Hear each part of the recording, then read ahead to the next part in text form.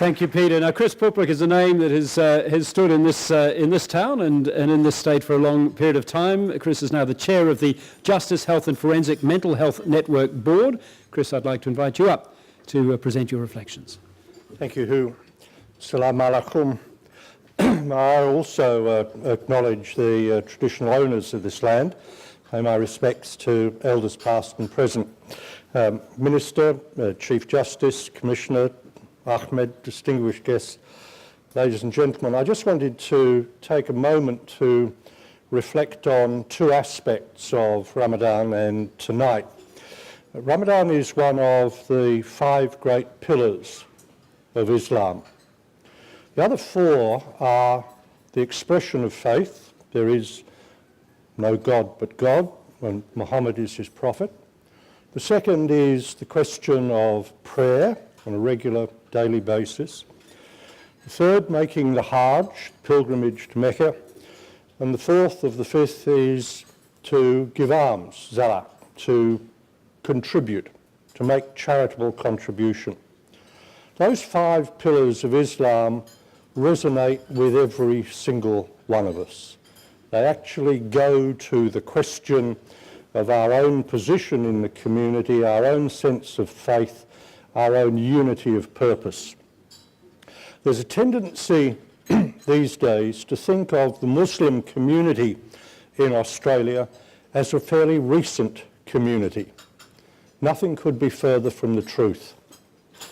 The Aboriginal and Torres Strait Islander people of this continent were reacting with Muslims, Macassan fishermen from Indonesia, long before the Dutch or the British or any Europeans arrived here.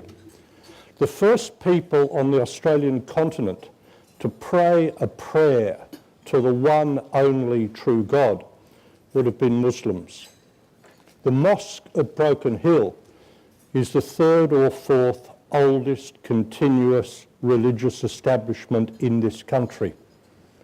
The Anzacs who fought, not at Anzac Cove, but at Cape Helles and at X Beach and Z Beach, fought alongside, not against, but alongside Muslims who were members of the British Indian Army and the French recruits from Africa.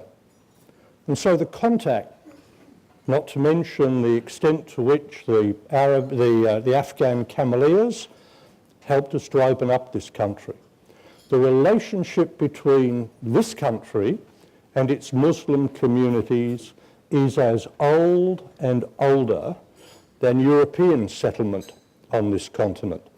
We should remember that as part of a reflection during this month of prayer, this month of reflection, this month of self-awareness, and understand how important that is. Can I say tonight has been an extraordinarily important night, the unity of purpose, the unity of people.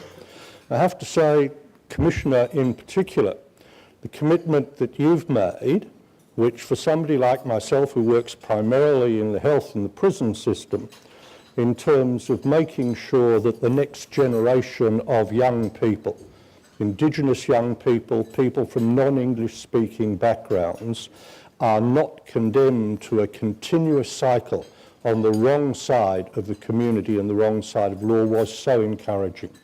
And what has been so encouraging is to see so many people, different faiths, different groups, boat people like myself. I can tell you the name of the ship that I migrated out here on a 10-pound pom, coming together this evening in one place, which is a very special place, the mother of Australian parliaments, the foundation stone of democracy in Australia, a philosophy which says simply that people working together can in fact make decisions for ourselves and for our societies which move us forward as one people. That, I think, is the great message from tonight and a great reflection on the importance of our gathering for this Ramadan Iftar celebration. Thank you.